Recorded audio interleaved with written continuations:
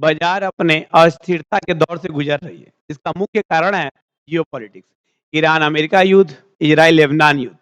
कुल मिला जुलाकर स्थितियां ये हैं कि कभी बाजार अप ट्रेंड में जा रहा है, कभी डाउन ट्रेंड में जा रहा है। कुल मिला जुलाकर फ्लेक्सिबिलिटी बहुत ज्यादा है और हम पकड़ नहीं पा रहे। अब ऐसे में हमारी स्ट्रेटजी क्या होनी चाहिए? तो देखिए, बाजार में लगभग लगभग 5,500 कंपनियां लिस्टेड है आपकी इंडियन स्टॉक मार्केट में, लेकिन उनमें से हमको लगता है कि 4,000 कूड़ा है, उसकी कोई जरूरत नहीं है।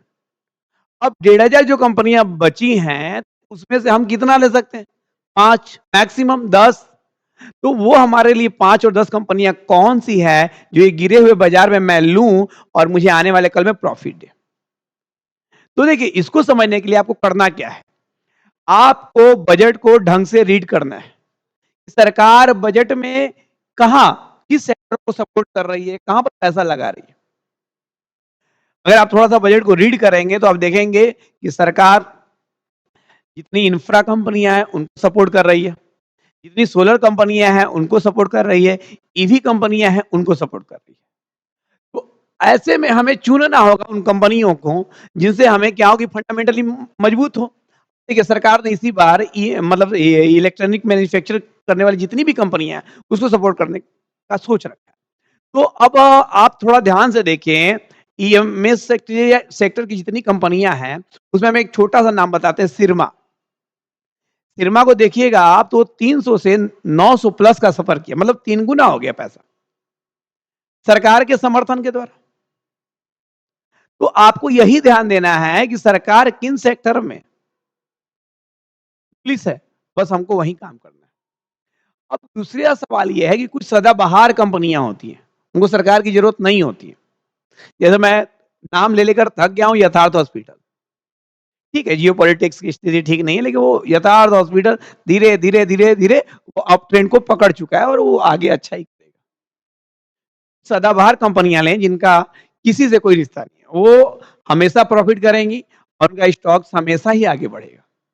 एमसीएक्स, बीएससी, ऐसी कंपनियां हैं। अब हम तीसरा उन कंपनियों को पकड़ते हैं जो सीजनल होती हैं। आप थोड़ा सा ध्यान देंगे तो हिटैची हुआ या ब्लू स्टार हुआ, जितनी ऐसी जुड़ी हुई कंपनियां हैं, फरवरी मार्च में उन्होंने बहुत अच्छा रिटर्न दिया है, लगभग 50-60% मिनिमम दिया है। तो इसको भी ध्यान रखना होगा। केबल सेक्टर इंफ्रा बढ़ेगी तो केबल ही बढ़ेगा। जैसे ये आप देख रहे हैं, यूनिवर्सल केबल का हमने चार्ट खोल रखा है। इसको बाई किया था हम लोगों ने यहां पर, और आज ये 30% का रिटर्न दे रहा है। हम लोगों ने इसको बाई किया था लगभग लगभग 2 अप्रैल को,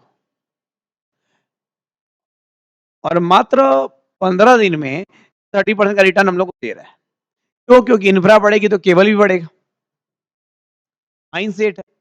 तो आपको अब मान लिया जाए ये ले लिया हमने, और जियो पॉलिटिक्स के कारण कल से गिरा, क्योंकि अभी तो बैड न्यूज आ चुका है। ईरान और अमेरिका का पीसफुल एग्रीमेंट हो ही नहीं पा रहा है। तो हो सकता है कि अब कल मतलब कि युद्ध हो आगे तो शायद गिर जाए, लेकिन डरना नहीं है। आप समझेंगे कि ये आपका सपोर्ट है। अब कंपनी अगर गिरती है, जितना रिट्रेसमेंट लेना है जियो पॉलिटिक्स के कारण ले लेगी, लेकिन फिर वो बढ़ेगी। जियो पॉलिटिक्स में डरना नहीं है। आपकी स्ट्रेटजी क्या होनी चाहिए वो समझिए। आपकी स्ट्रेटजी 4-5 अच्छी कंपनियां होनी चाहिए जो फंडामेंटली मजबूत हो, सरकार का उस पर ध्यान हो, सरकार उसको बूस्ट करना चाहती है। इतना भी आप मैनेज कर लेते हैं और धीरे धीरे पैसा आप जिस 4 कंपनियों को या 5 कंपनियों को ले रखा है उसमें बढ़ाते रहें, न कि वार की वजह से डर जाए।